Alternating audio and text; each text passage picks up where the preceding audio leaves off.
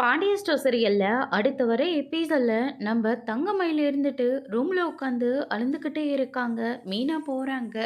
அக்கா இப்படியே உட்காந்துட்டு இருந்தா என்ன அர்த்தம் அப்படின்னு சொல்லிட்டு கேட்கவும், ஏன் மீனா மறுபடியும் நான் வெளியே வந்தா அத்தை என்ன குத்தி குத்தி காட்டி பேசுவாங்க. இதெல்லாம் எனக்கு தேவையா? நான் இங்கே இருந்துட்டு போறேன். குழந்தை இல்லைன்றது எனக்கும் வழியாக தானே இருக்கு. ஆனால் அந்த வழியை யாருமே புரிஞ்சுக்க மாட்டேன்றாங்க அப்படின்னு சொல்லிட்டு நம்ம தங்கமயில் வந்து ரொம்பவே ஃபீல் பண்ணி வந்து பேசுகிறாங்க. ஐயோ அக்கா அப்படியெல்லாம் ஒன்றும் இல்லை, அத்தை ஏதோ ஒரு வருத்தத்தில் தான் பேசுகிறாங்க, மற்றபடி எதுவும் எந்த நோக்கத்தோடும் அத்தை உங்களை காயப்படுத்தி பேசல, விடுங்கக்கா, அத்தையை பற்றி நமக்கு தெரியாதா அப்படின்ற மாதிரி சொல்கிறாங்க. குழந்தை இல்லைன்றது எனக்கும் வருத்தமாக தானே இருக்குது. அந்த குழந்தை வரப்போகுதுன்னு சொல்லி நான் எவ்வளோ கோட்டையெல்லாம் கட்டி வச்சுருப்பேன்.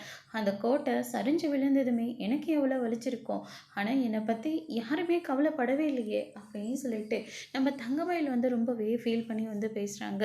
அதுக்கு அடுத்ததான் மீனா சமாதானம் பண்ணுற வரையும் பண்ணிவிட்டு அங்கேருந்து கிளம்பி போகிறாங்க. சரவணன் வேறு வராருன்றதுனால சரவணன் கிட்ட தங்கமயில் இருந்துட்டு வீட்டில் என்ன நடந்துச்சுன்னு தெரியுமா, அத்தை என்ன சொன்னாங்கன்னு தெரியுமா அப்படின்ற மாதிரி சொல்கிறாங்க. உடனே நம்ம சரவணன் இருந்துட்டு அம்மா எது சொன்னாலையும் சரியாக தான் இருக்கும் அப்படின்ற மாதிரி சரவணன் வந்து கொஞ்சம் கூட யோசிக்காமல் பதிலை டக்குன்னு கொடுத்துட்றாங்க. அதை தங்கமயிலால் தாங்கிக்கவே முடியல. செய்யாத தப்புக்காக நீங்கள் எல்லாரும் சேர்ந்து என்னை தண்டிக்கிறது ரொம்ப தப்பு மாமா அப்படின்ற மாதிரி வந்து சொல்கிறாங்க. தப்பு நாங்கள் பண்ணுறங்களா இல்லை உங்கள் குடும்பம் பண்ணுதா அப்படின்னு சொல்லிட்டு சரவணன் வந்து சொல்கிறாங்க. அதோட இன்னைக்கான பிரம முடிச்சிருக்காங்க.